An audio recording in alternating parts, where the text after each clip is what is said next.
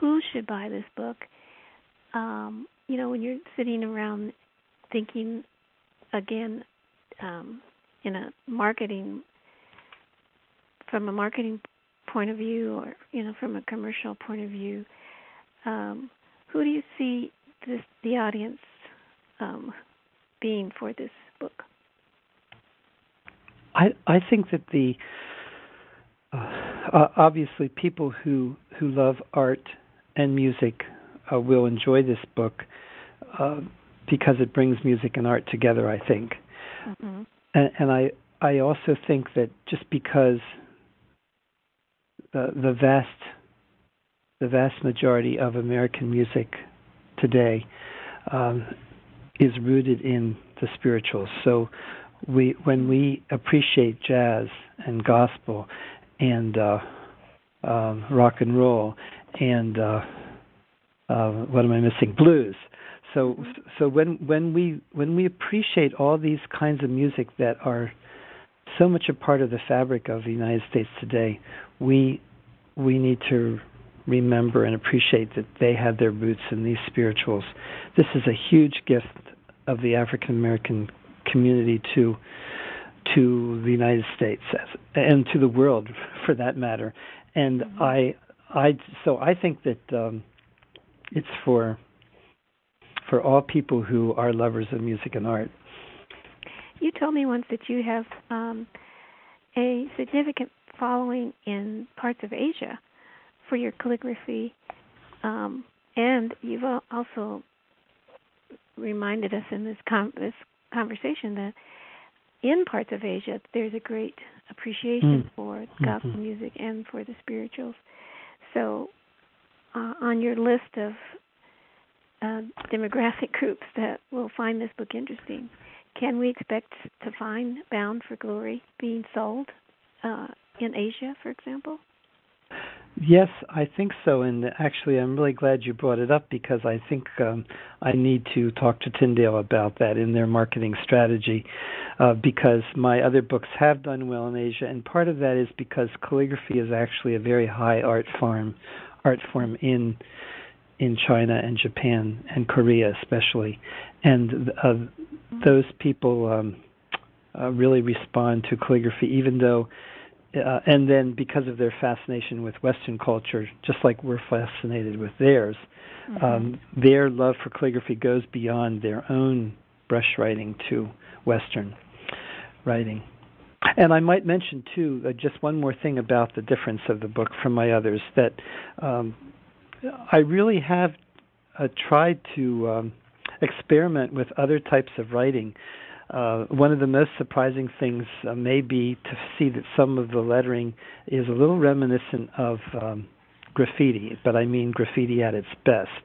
And then I also actually investigated ancient African writing scripts and created some alphabets that are based on those. And so that was really exciting for me to explore some new ways of writing. Yes. And some of those are featured in Bound for Glory. Yes. While you were mentioning that, Tim, I was reminded of, of course, the opening verse in the Gospel of John. In the beginning was the Word, and the NLT version says, "In the beginning, the Word already existed. The Word was with God, and the Word was God." And so it's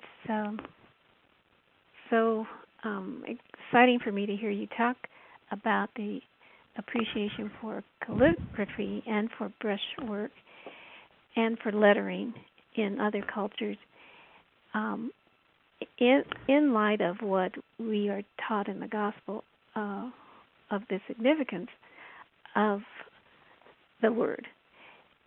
Can you help me execute that idea? Yeah, I really appreciate you bringing that out. I always feel like, well, my heartbeat is to visualize, to help people to see the Word, and the Word is And then God knew that we needed to see him, so he revealed himself through Jesus. And so I feel that in a very, and I mean this in as humble way as I can say it, but I believe he does give the artist the gift to be able to visualize, to help people to see. I think of that ancient song from Godspell. Well, the lyrics are older than Godspell, but to see thee more clearly. That line from Godspell, and that's what I hope people will happen. That people will hear the music, and that they will see Jesus. It's been a delight to talk with you about this book that we were both blessed to work on. What an amazing project! I'm so excited for people to see Bound for Glory. Isn't that where we're all headed, or attempting to go?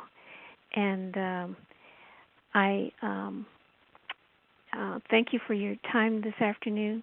Would you tell people in closing how they can find a copy of this book to purchase it for themselves and to give as a gift to others? Well, I would certainly encourage people to go to their local bookstore, because bookstores need your support. And even if they don't have this book in their store, they will be eager to order it. For you. And the book is called Bound for Glory, and it is 9 by 9 inches square. It's in full color. It has its retail price is $16.99. Yes, it is available online as well for people who purchase books that way.